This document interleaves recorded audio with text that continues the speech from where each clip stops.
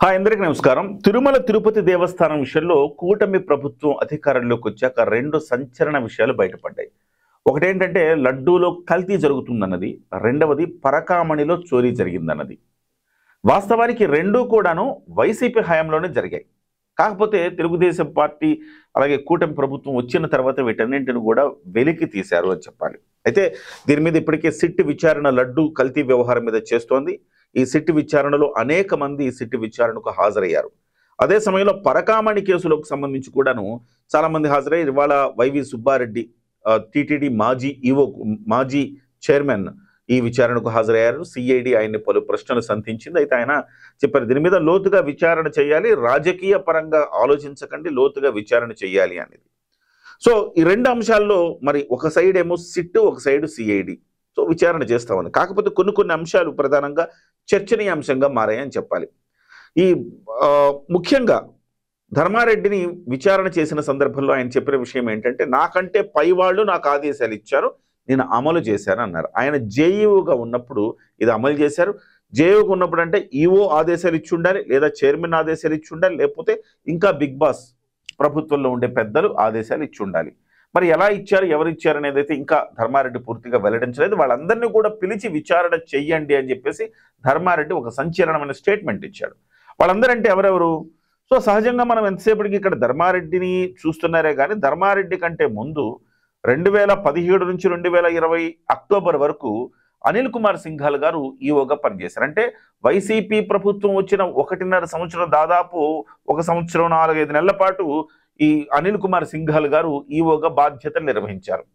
ఆయన తర్వాత మళ్ళీ జవహర్ రెడ్డి గారు 2 ఏళ్లు బాధ్యతలు నిర్వహించారు. ఆ తర్వాత ధర్మారెడ్డి అదనపు ఈఓగా మరో 2 ఏళ్ల పాటు బాధ్యతలు నిర్వహించారు.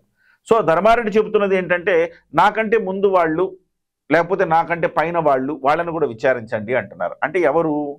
సో ఇప్పుడు అనిల్ కుమార్ సింఘాల్ గారిని కానీ దానితో పాటుగా ఇప్పుడు జవహర్ రెడ్డి గారిని అలాగే భూమన కరుణాకర్ రెడ్డి గారిని వీళ్ళందరినీ కూడా విచారించాలి. అయితే ఇక్కడ ప్రాబ్లం ఎక్కడ వస్తుందంటే, అనిల్ కుమార్ సింఘాల్ గారు ఎవరైతే ఉన్నారో ప్రస్తుతం ఈఓగా ఉన్నారు. ఆయన ఒక వ్యక్తి మీద ఆరోపణలు వస్తే ఆ వ్యక్తికి ఆ పదవి నుంచి పక్కన పెడతారు.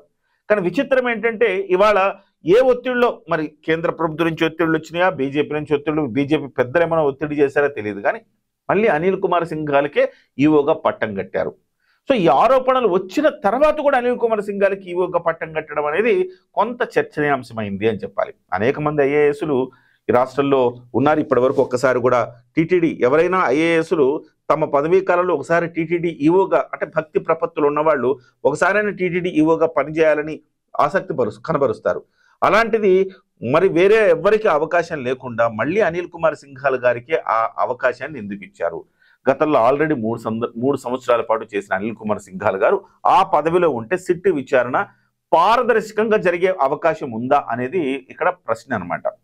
సో ఎవరైతే తప్పు జరిగింది ఆయన హయాంలో ఉంటే ఆయన్నే మళ్ళీ ఇప్పుడు కూడా ఆ పొజిషన్లో పెడితే ఎలా పారదర్శకంగా జరుగుతుంది?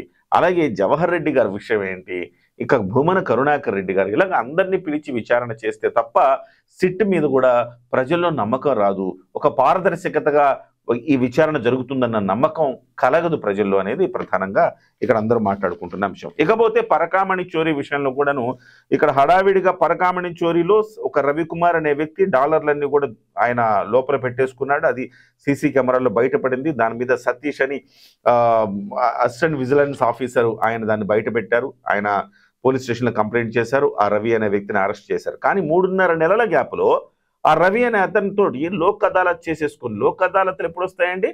చాలా కాలంగా ఈ సమస్య పరిష్కారం కాకపోతే చాలా కాలం తర్వాత లోక్ అదాలత్తులు పరిష్కరించుకోండి అంటారు. కానీ వెంటనే లోక్ అదాలత్తులో 3 నెలల ముగియకుండానే లోక్ అదాలత్తులో కూర్చొని సెటిల్మెంట్ చేసుకుని తనకు సంబంధించిన 7 ఆస్తులను రవికుమార్ రాశారు. ఆయన తీసుకునేది తక్కువ, ఇచ్చింది చాలా రెట్లు ఎక్కువ ఇచ్చారు. ఏం జరిగి ఉంటుంది ఈ మొత్తం వ్యవహారంలో అనేది అందరికీ అనుమానంగా మారింది. దీని మీద కూడా విచారణ జరుగుతూ ఉంది. ఏదేమైనా ఇటు సిఐడి కావచ్చు, అటు సిట్ కావచ్చు, విచారణ పారదర్శకంగా చేయాల్సిన అవసరం ఉంది. ఇది దేవుడికి సంబంధించిన అంశం ఇది. సో ఏ ఒక్క వ్యక్తిని కూడా వదిలే ప్రసక్తే లేకుండా ప్రతి ఒక్కళ్ళని విచారించాలి, నిజాలు నిగ్గు తేల్చాలి. ఇందులో రాజకీయం కంటే కూడా ప్రజల మనోభావాలు చాలా ఇంపార్టెంట్. కాబట్టి ఆ రకంగా ఆ దిశలో సిట్టు కూడా ముందుకెళ్తుందని మనం ఆశిద్దాం.